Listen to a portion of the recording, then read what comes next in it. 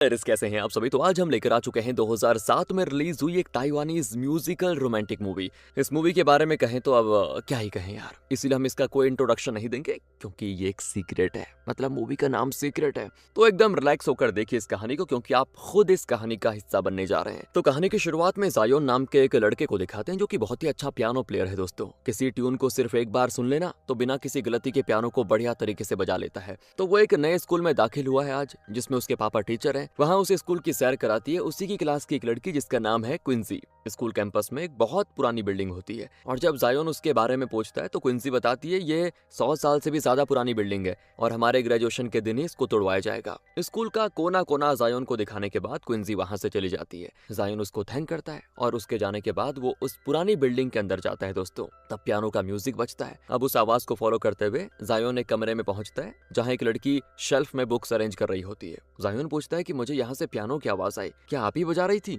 वो कहती है हाँ। अरे आप तो सच में कमाल की म्यूजिशियन है, मैंने ऐसा ट्यून पहले कभी सुना नहीं। वो भी कह देती है थैंक यू। इसके बाद जायोन के पास आगे कुछ कहने को तो होता नहीं तो वो भी बाय कह के चला जाता है। जायोन क्लास में होता है और अब वही लड़की जिससे जायोन पुरानी बिल्डिंग में मिला था वो क्लास में एंटर करती है। वो भी इसी क्लास की स्टूडेंट है दोस्तों। तो वो जाकर लास्ट बेंच में बैठ जाती है, क्विंसी के बिल्कुल पीछे। जायोन की तो उस पर से नजर हटती नहीं और तब टीचर उसको डांटती है कि मुंडी आगे करो जायोन और यहाँ ध्यान दो। जायोन अब ठीक से बैठ जाता है दोस्तों और पीछे की तरफ नहीं देखता फिलहाल के लिए। लेकिन वो लड़की जायोन को देखकर हंसने लगती है और उसके आगे बैठी क्विंसी भी हंसती है। मतलब दोनों उसका एक तरह से हल्का सा मजाक उड़ाते हैं। क्विंसी को लगता है कि जायोन मुझे देख रहा था पर जब टीचर बोर्ड की ओर घूम जाते हैं तो जायोन एक पल के लिए फिर उस लड़की को देखकर झट से मुड़ जाता है। क्लास के बाद जायोन उस लड़की को फॉलो करने लगता है दोस्तों, मतलब पीछा नहीं छोड़ेगा। लेकिन अचानक वो जैसे गायब हो जाती है और तब पीछे से वो लड़की आकर कहती है कि अरे तुम मुझे फॉलो कर रहे थे ना? हैं तुम्हें फॉलो? मैं क्यों तुम्हें फॉलो करने लगा, नहीं कर रहा था तुम्हें फॉलो मैं। वो कहती ठीक है फिर मैं चलती हूँ, कहकर वो आगे चली जाती है। तो जायोन कहता है रुको ना प्लीज,